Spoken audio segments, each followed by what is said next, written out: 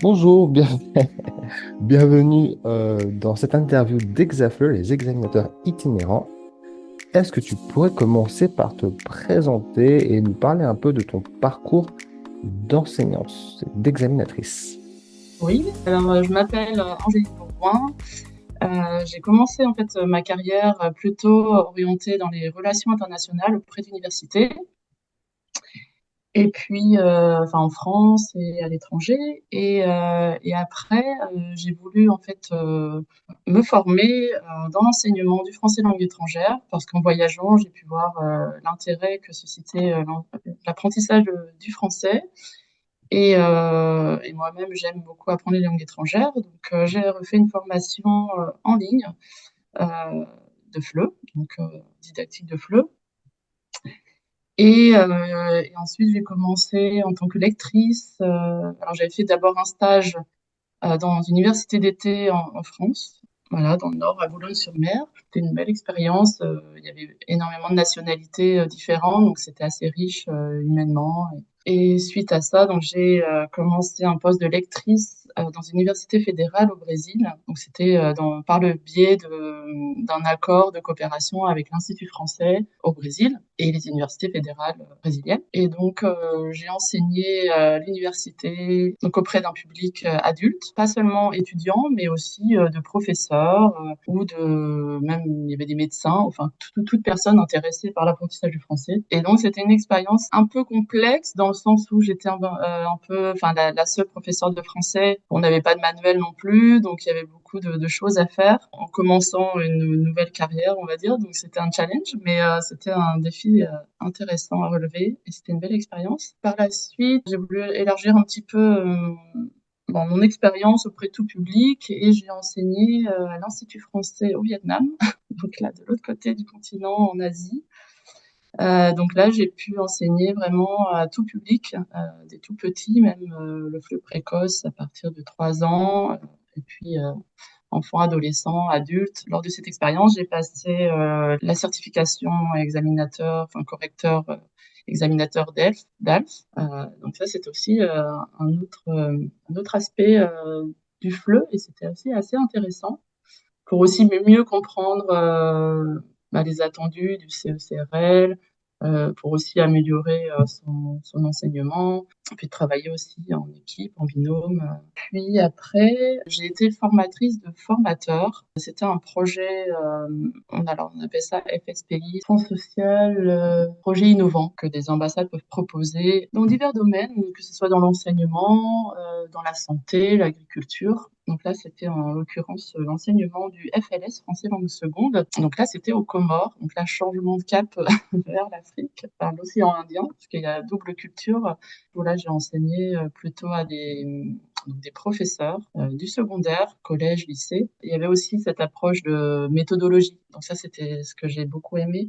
Comment faire un cours, comment le rendre intéressant, ou quels moyens, avec peu de moyens, qu'est-ce qu'on peut faire. Donc voilà, un peu, j'ai essayé de résumer mon expérience FLE et examinatrice. Alors j'étais aussi examinatrice aussi à l'Alliance française aux Comores. Et puis aussi dernièrement dans une Alliance française en France, en Normandie. C'est aussi intéressant de le faire passer à l'étranger, dans d'autres pays et en France. Voilà, de voir. Alors les modalités sont les mêmes parce que voilà, on a le même centre FEI qui organise et qui chapeaute les examens, mais c'est assez intéressant de voir voilà, dans d'autres réalités comment ça se passe, dans d'autres structures. Donc Ok, voilà. ok, bah c'est super intéressant, un parcours très riche que tu as eu et que tu as toujours, hein. Actuellement, tu fais quoi d'ailleurs? Alors là, je travaillais avec enfin avec le ministère de l'Éducation nationale.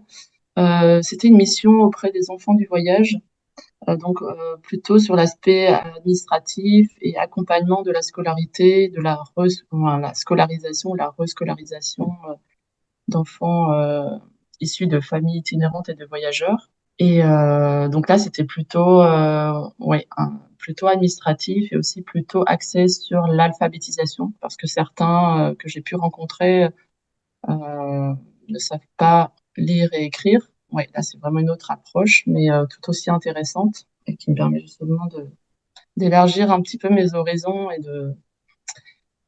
oui, et d'aborder l'apprentissage au sens large, en fait. Je trouve que c'est ça qui est chouette dans l'enseignement, c'est qu'on apprend toujours et je souhaite encore apprendre donc, en faisant des missions, pourquoi pas différentes ou avec des axes différents. J'aimerais revenir sur ton expérience en tant que lectrice. L'appellation lectrice, c'est plutôt assistante. Sauf que moi, comme j'étais toute seule, j'étais assistante de moi-même. Bon, finalement, en finale, c'est un travail de professeur. C'est D'accord. juste, en fait, lectrice, c'est parce que aussi, c'est un statut qui permet de payer moins cher aussi. Alors, pas que, je veux pas être donner une mauvaise image, mais c'est aussi parce que c'est plus simple à mettre en place, je pense. Parce que lecteur, c'est des contrats de lecteur, c'est-à-dire que qui permettent d'avoir une bourse. Et donc, c'est pas vraiment un salaire considéré comme un salaire. Mais en soi, en fait, que ce soit professeur, enseignant, lecteur, in fine, c'est le même travail. Enfin, pour moi, Hmm, j'étais lectrice et après j'étais enseignante FLE et c'est exactement le même travail, après avec des conditions plus ou moins différentes. Mais hmm. après, effectivement, dans l'appellation lecteur-lectrice, il y a quand même une idée d'assistanat, mais qui en réalité n'est pas toujours le cas. Enfin, en tout cas, pas pour moi. Ok, ok. J'aimerais aussi parler de ton expérience au Vietnam, à l'Institut français du Vietnam. Tu es resté combien de temps là-bas? Alors là, je suis restée 3 ans et demi. Mhm. Donc c'était bon après j'étais aussi là-bas pendant la Covid donc je Ouais. suis restée du coup un peu plus longtemps parce qu'à un moment donné ils avaient même fermé la frontière donc je pouvais même plus rentrer en France. Ah oui, Mais d'accord. bon, C'est bien là-bas que tu as été habilité DELF, n'est-ce pas? oui tout à fait, oui. Mhm. Oui donc du coup c'était assez intéressant parce que j'étais enfin, pour moi en début de carrière FLE on va dire d'enseignement et du coup de pouvoir le passer au sein d'un institut c'était assez intéressant justement pour voir les différentes facettes du métier une expérience accélérée d'enseignement FLE, parce que j'ai enseigné vraiment à tout public, in situ, et puis même aussi dans différentes écoles, donc les écoles bilingues, écoles locales, et puis aussi au lycée français, des ateliers de préparation d'ELF. Et ouais, ouais, c'était vraiment. Et puis j'ai pu aussi travailler avec beaucoup de manuels différents. Et c'est vrai que c'est un institut qui est assez important et qui existe depuis un certain temps. Et donc, il y avait déjà beaucoup de choses sur place. Il y avait beaucoup enfin, au niveau matériel, au niveau ressources pédagogiques. Enfin, voilà, c'était plutôt une bonne expérience aussi, une expérience assez confortable pour enseigner dans de bonnes conditions.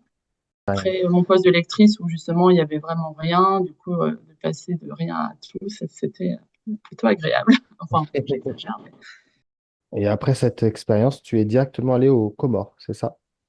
oui, tout Tu à as fait, eu, oui. tu as quitté ton poste parce que tu as eu une opportunité de poste là-bas ou c'est parce que tu avais envie de changer d'air? Oui, en fait, c'était aussi parce que je voulais un petit peu, enfin, évoluer un peu dans la carrière FLE et voir d'autres choses, justement, à faire davantage de coordination, même si j'en avais fait avant d'être dans le FLE, j'avais occupé des postes de gestion, de coordination. Mais là, je voulais justement évoluer et puis de m'orienter un peu plus dans la formation.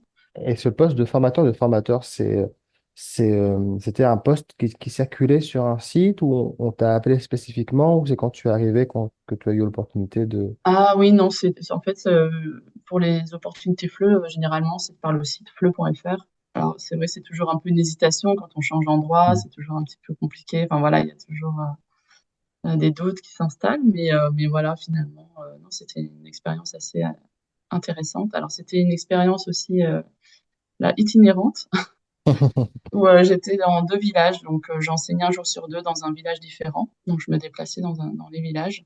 Mhm. Voilà, du coup, c'était aussi peut-être un peu pour moi la réalisation, parce qu'à la base, j'avais fait une formation, un master en humanitaire, en gestion de projet humanitaire. D'accord. Et du coup, je m'étais dit, ben, peut-être c'est le moment d'allier les deux, en fait, finalement, comme j'avais pas réussi à travailler dans ce domaine, comme j'avais pas une spécialisation, on va dire. Donc là, comme j'ai pu développer une spécialisation dans l'enseignement, finalement, ça m'a permis d'allier un peu les deux. Enfin, voilà, Mhm. peut-être une réalisation personnelle. Eh bien, écoute, merci beaucoup pour ces expériences très intéressantes. j'aimerais savoir quels conseils tu donnerais si tu devais conseiller de nouveaux enseignants, de jeunes professeurs.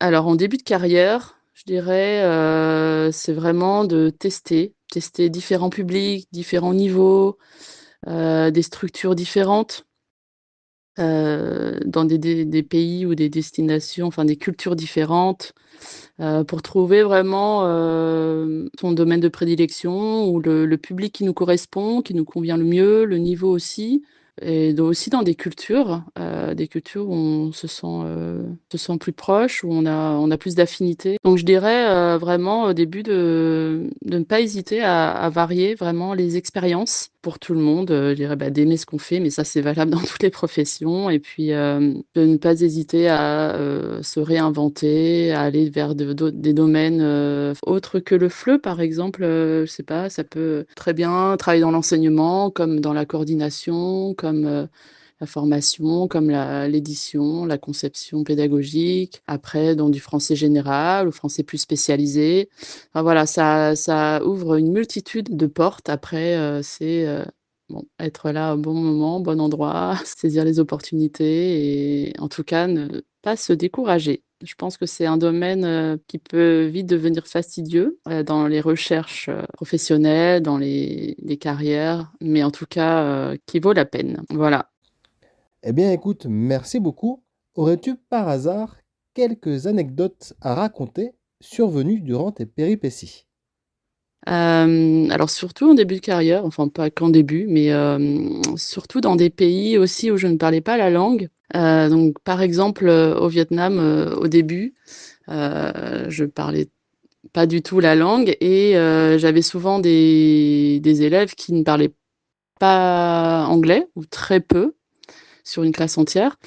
Donc voilà, j'avais tout essayé, bon, de parler alors surtout pour des niveaux débutants. Donc après avoir essayé, bah, déjà de parler, en langue cible, donc en français, de parler plus lentement, après d'essayer de faire, des périphrases ou d'utiliser des synonymes. Si les élèves comprennent toujours pas, donc de passer par des dessins. Bon, des dessins qui sont pas toujours concluants, sachant mon niveau de mes talents de dessinatrice et enfin, bah, par les gestes, de faire des mimiques, des gestes, qui au final, ne sont pas très concluants comme par exemple, bah, ne serait-ce qu'un mot simple comme manger. En fait, on mange pas pareil dans tous les pays et en Asie, ils mangent avec des baguettes, donc le geste n'est pas le même. Donc en fait, voilà, je m'acharnais un petit peu à faire deviner en me disant: «Mais c'est pas possible, pourquoi ils comprennent pas?» et en fait, voilà, c'est des petits détails qui peuvent faire la différence, effectivement, des gestes, qui peuvent nous paraître simples pour nous, comme la langue des signes qui est pas n'est pas la même dans tous les pays et qui au final, laissent, un public perplexe et là, grand moment de solitude. Après aussi, il y a des mots qui ont une sonorité très proche et qui, phonétiquement, peuvent vouloir dire d'autres mots qui peuvent signifier une insulte. Donc ça m'est arrivé, bah, c'était surtout avec des enfants où, je disais le mot «beaucoup» et en fait, voilà, ça a une signification. Alors il y a la manière de le dire aussi et je crois que c'est une des 2 syllabes qui a une signification et donc il riait et je comprenais pas et bon et après, finalement, en demandant à des collègues, vietnamiens, j'ai compris pourquoi, pendant toute l'heure, j'arrivais pas à avoir leur attention. Enfin voilà et puis, les standards de politesse aussi qui sont pas les mêmes. Enfin voilà, il y a des choses, très intéressantes, surtout quand on enseigne à l'étranger, dans d'autres pays avec une langue différente, une culture vraiment très éloignée de la nôtre. Donc il y a des choses aussi à éviter, à faire, ne pas faire. Donc bon, ça on c'est en faisant des erreurs qu'on apprend ensuite, ce qu'il ne faut pas faire. C'est un peu, comme l'expression «to learn the hard way», de bah, d'apprendre en faisant l'erreur. Mais bon, souvent voilà, c'était des situations assez cocasses. Voilà. Un grand merci pour toute cette expérience par procuration, cet apprentissage vicariant. Est-ce que tu aurais pour finir une citation qui te tient particulièrement à cœur? Un motto que j'aime bien, c'est, de Nelson Mandela. je ne perds jamais, soit je gagne, soit j'apprends.